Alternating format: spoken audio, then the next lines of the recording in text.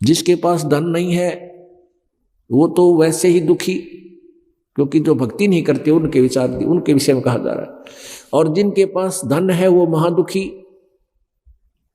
जिनके संतान नहीं है वो दुखी, और जिनका संतान है वो महादुखी।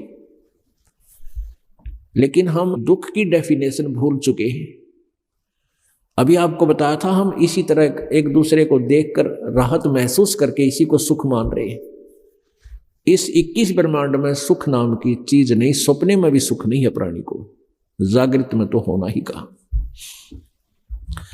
तो यहां परमात्मा बताते हैं, शंखों लहर मेहर की उपजे और कहर नहीं जा कोई, दास गरीब अचल अविनाशी, सुख का सागर सोई।